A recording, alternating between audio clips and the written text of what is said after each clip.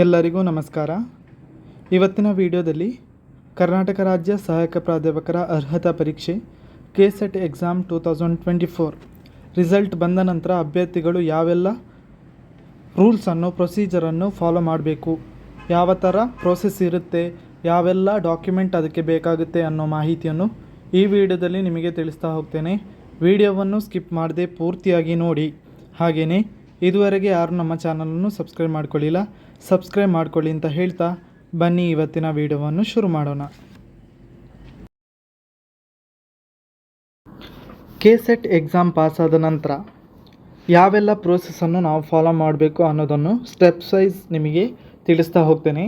KSET ಎಕ್ಸಾಮಲ್ಲಿ ಪಾಸಾದ ನಂತರ ನಮಗೆ ಅರ್ಹತೆ ಪಡೆದ ಅಭ್ಯರ್ಥಿಗಳು ಯಾವ ರೀತಿ ಪ್ರೋಸೆಸ್ಸನ್ನು ಮಾಡಲಿಕ್ಕಿದೆ, ಯಾವ ರೀತಿ ಪ್ರೋಸೆಸ್ಸನ್ನು ಫಾಲೋ ಮಾಡಬೇಕು ರಿಸಲ್ಟ್ ಬಂದ ನಂತರ ಅನ್ನೋ ಮಾಹಿತಿಯನ್ನು ಈ ವಿಡಿಯೋದಲ್ಲಿ ನಿಮಗೆ ತಿಳಿಸ್ತಾ ಹೋಗ್ತೇನೆ. KSET ಪರೀಕ್ಷೆಯಲ್ಲಿ ಅರ್ಹತೆ ಪಡೆದ ಅಭ್ಯರ್ಥಿಗಳು ಅರ್ಜಿ ಮತ್ತು ಇತರ ದಾಖಲೆಗಳನ್ನು ಗೆಜೆಟೆಡ್ ಅಧಿಕಾರಿಯಿಂದ ದೃಢೀಕರಿಸಿ ಸಲ್ಲಿಸಬೇಕಾದ ಅಡಕಗಳು ಈ ಕೆಳಗಿನಂತಿವೆ ಅನ್ನೋದನ್ನು ನೋಟಿಫಿಕೇಷನಲ್ಲೇ ನಮಗೆ ಕೊಟ್ಟಿದ್ದರು. ಸೊ ಅದರ ಬಗ್ಗೆ ನಿಮಗೆ ಡೀಟೇಲ್ ಆದ ಮಾಹಿತಿಯನ್ನು ಕೊಡ್ತಾ ಹೋಗ್ತೇನೆ. ಸೊ ಅಭ್ಯರ್ಥಿಯು ತಮ್ಮ ಆನ್ಲೈನ್ ಅರ್ಜಿಯ ಮುದ್ರಿತ ಅರ್ಜಿಯೊಂದಿಗೆ ಈ ಕೆಳಗಿನ ದಾಖಲೆಗಳನ್ನು ಪ್ರತ್ಯೇಕ A4 ಅಳತೆಯ ಕಾಗದದಲ್ಲಿ ಮುದ್ರಿಸಿ ಸಲ್ಲಿಸಬೇಕು ಅನ್ನೋ ಮಾಹಿತಿಯನ್ನು ನೋಟಿಫಿಕೇಷನಲ್ಲೇ ಕೊಟ್ಟಿದ್ದರು. ಸೊ ಇಲ್ಲಿ ಏನೆಲ್ಲ ಬೇಕು ಅನ್ನೋದನ್ನು ಸ್ಟೆಪ್ ವೈಸ್ ಹೇಳ್ತಾ ಹೋಗ್ತೇನೆ. ಅರ್ಜಿ ಒಂದು ಪ್ರತಿ.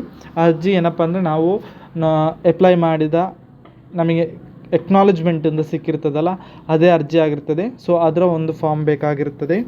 ಅಂಚೆ ಕಚೇರಿ ಚಲನ್ ಪ್ರತಿ, ನಾವು ಅಂಚೆ ಕಚೇರಿಯಲ್ಲಿ ಚಲನನ್ನು ಪೇ ಮಾಡಿರ್ತೇವೆ. ಸೊ ಅದರ ಪ್ರತಿ ಸಹ ಬೇಕಾಗುತ್ತೆ. ಅದರ ಜೆರಾಕ್ಸ್ ಕಾಪಿಯನ್ನು ಸಹ ಇಡಬೇಕಾಗುತ್ತೆ. ನಮಗೆ ಅರ್ಹತೆ ಬಂದ ನಂತರ ನಾವೇನೆಲ್ಲ ಕೊಡಬೇಕು ಅನ್ನೋ ಮಾಹಿತಿಯನ್ನು ಕೊಡ್ತಾ ಹೋಗ್ತಿದ್ದೇನೆ.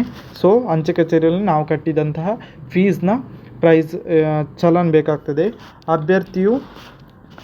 ಅಭ್ಯರ್ಥಿಯ ಹೆಸರು ಮತ್ತು ಪೋಷಕರ ಹೆಸರನ್ನು ಪರಿಶೀಲಿಸಲು 10ನೇ ಅಥವಾ SLC ಅಂಕಪಟ್ಟಿ ಅತ್ಯಗತ್ಯ ಅನ್ನೋದನ್ನು ಇಲ್ಲಿ ತಿಳಿಸಿದ್ದಾರೆ. So SLC marks card important ಆಗಿ ಬೇಕಾಗುತ್ತೆ.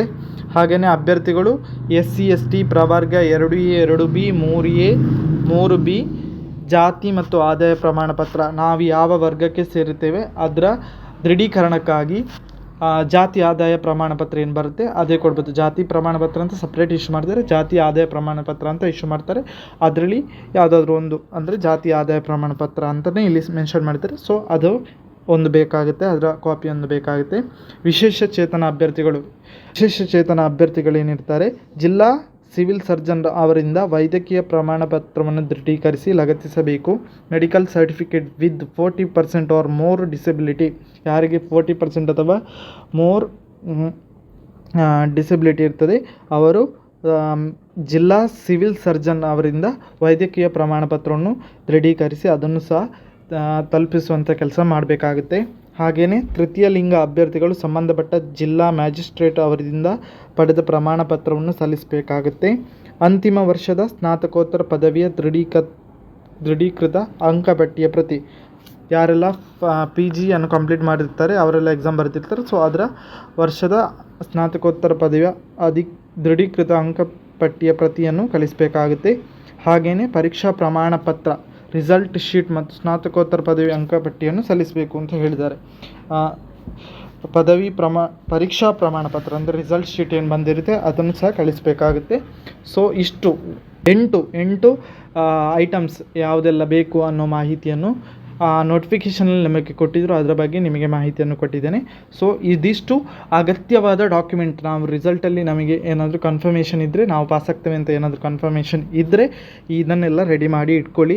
KEಯಿಂದ ರಿಸಲ್ಟ್ ಬಂದುಕೊಳ್ಳಿ, ಈ ಪ್ರೊಸೆಸ್ಗೆ ಅವರು ನಮ್ಮನ್ನು ಕರೀತಾರೆ. ಸೊ ಆ ಪ್ರೊಸೆಸ್ಗೆ ನಾವು ರೆಡಿಯಾಗಿದ್ದರೆ ಒಳ್ಳೆಯದು. ಸೊ ಇದಿಷ್ಟು ನಾವು ಎಕ್ಸಾಮ್ ಆದ ನಂತರ ನಮಗೆ KSET ಅರ್ಹತೆ ಸಿಕ್ಕಿದ ನಂತರ ಏನೆಲ್ಲ ಪ್ರೋಸೆಸ್ ಇರುತ್ತೆ, ಆ ಪ್ರೋಸೆಸ್ಗೆ ಯಾವುದೆಲ್ಲ ಡಾಕ್ಯುಮೆಂಟ್ ರಿಕ್ವೈರ್ಡ್ ಅನ್ನೋ ಥರ ಮಾಹಿತಿ.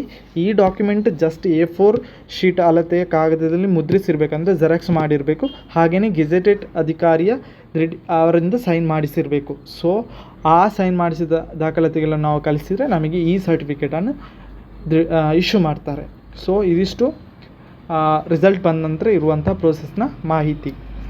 ಈ ಮಾಹಿತಿ ನಿಮಗೆ ಇಷ್ಟ ಆಗಿದರೆ ಲೈಕ್ ಮಾಡಿ, ಹಾಗೆಯೇ ಶೇರ್ ಮಾಡಿ. ಇದುವರೆಗೆ ಯಾರು ನಮ್ಮ ಚಾನಲನ್ನು ಸಬ್ಸ್ಕ್ರೈಬ್ ಮಾಡಿಲ್ಲ, ಸಬ್ಸ್ಕ್ರೈಬ್ ಮಾಡ್ಕೊಳ್ಳಿ ಅಂತ ಹೇಳ್ತಾ ಎಲ್ಲರಿಗೂ ನಮಸ್ಕಾರ.